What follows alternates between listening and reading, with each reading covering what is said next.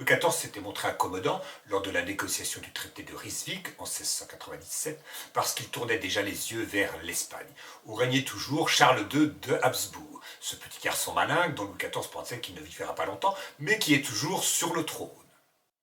Et néanmoins, il n'a pas de descendance, ce qui suscite bien sûr l'intérêt de son beau-frère Louis XIV.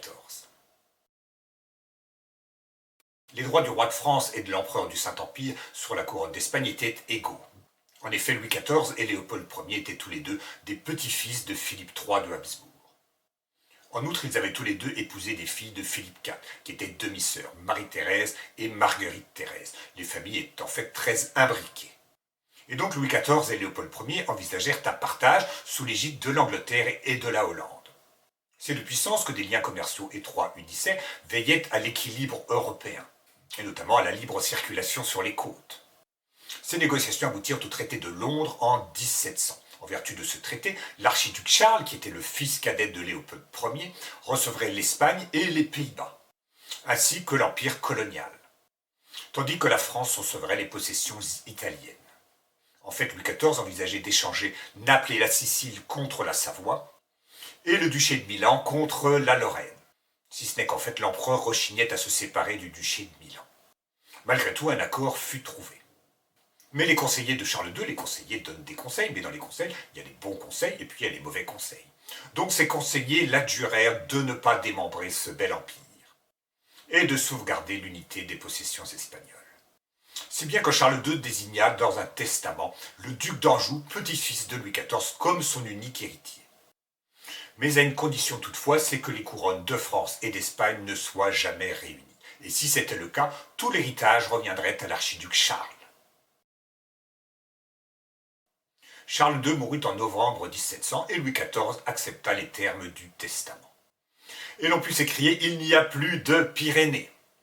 De l'autre côté, on dit aussi « Vérité en deçà des Pyrénées, erreur au-delà ». Donc les proverbes peuvent un peu dire tout ce qu'on veut leur faire dire. L'Angleterre, qui avait voulu éviter cela, voyait d'un mauvais œil se constituer une telle puissance. Car ainsi, deux dynasties bourboniennes tiendraient la côte de la Flandre jusqu'à Gibraltar. Et ces craintes s'avérèrent d'autant plus fondées que Louis XIV, acceptant le testament, en récusa les conditions. Et il réaffirma les droits de son petit-fils le duc d'Anjou, devenu Philippe V d'Espagne, sur la couronne de France. Et d'autre part, il fit occuper sans attendre plusieurs places fortes des Pays-Bas par ses troupes. C'est une manie chez lui. Et pour être bien sûr que la guerre éclate, il revint sur sa parole. Par le traité de Ryswick, il reconnaissait Guillaume III de Nassau comme roi d'Angleterre. Il récusa cette reconnaissance et reconnut de nouveau les Stuarts, en la personne de Jacques III Stuart, fils de Jacques II.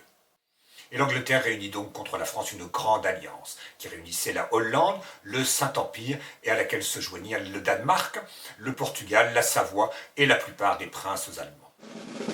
Et alors, Malbrousse s'en va en guerre, Mironton, Mironton, Mirontaine, Malbrousse s'en va en guerre, ne sait quand reviendra, ne sait quand reviendra. Et en effet, on ne sait pas quand il reviendra, car cette guerre allait durer 13 ans. Malbrouck, c'est John Churchill, duc de Marlborough, un des plus grands généraux de son temps et d'ailleurs jamais vaincu. Et il remporta en compagnie du prince Eugène de Savoie-Carignan la victoire écrasante de Blenheim en 1704. Ce prince Eugène avait fait des offres de service à Louis XIV qui les avait dédaignées. Et donc il avait mis son épée au service de l'empereur.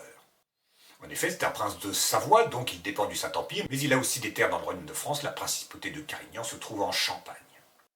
Et il devint lui aussi l'un des plus grands généraux de son temps, non pas au service du roi de France, mais au service de l'empereur. Pour la petite histoire, le duc de Marlborough se fit construire un château qu'il appela Blenheim en souvenir de cette victoire.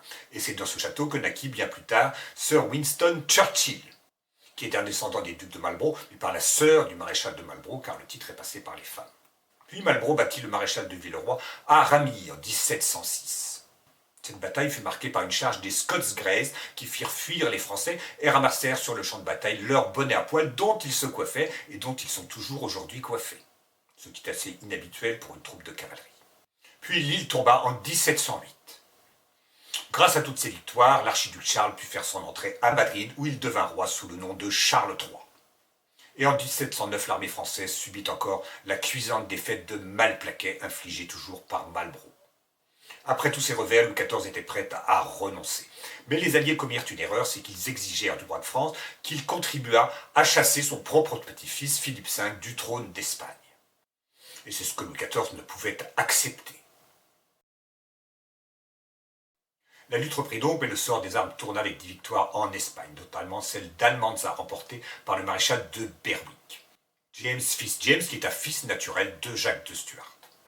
Or, il se produisit un événement inattendu, c'est que le nouvel empereur, Joseph Ier, qui était le fils de Léopold Ier, mourut sans descendance. Si bien que c'est son frère cadet, l'archiduc Charles, qui devait lui succéder sous le nom de Charles VI, mais il était déjà roi d'Espagne sous le nom de Charles III. C'est exactement ce genre de situation que l'Angleterre voulait éviter, si bien qu'elle fit volte-face. C'est l'événement capital de cette guerre. Ce qu'elle redoutait voir se produire de la part des Bourbons allait se produire de la part des Habsbourg. Elle ne pouvait l'accepter, et donc elle entra en pourparlers avec la France. Elle quitta la Grande Alliance. Mais les Habsbourg, quant à eux, ne renonçaient pas, et une énorme armée de 130 000 hommes fit son entrée en France, bousculant sur son passage toutes les défenses. Mais au dernier moment, elle fut arrêtée par le maréchal de Villars à Denain en 1712. Cette bataille de Denain, qui malgré son nom fut un combat de géants. De ce fait, les Provinces-Unies et leurs alliés signèrent le traité d'Utrecht en 1713. Et à la suite d'une nouvelle campagne victorieuse du maréchal de Villars en Allemagne, le Saint-Empire signa à son tour un traité, celui de Rastatt, en 1714. Ces traités d'Utrecht et de Rastatt vont ensemble.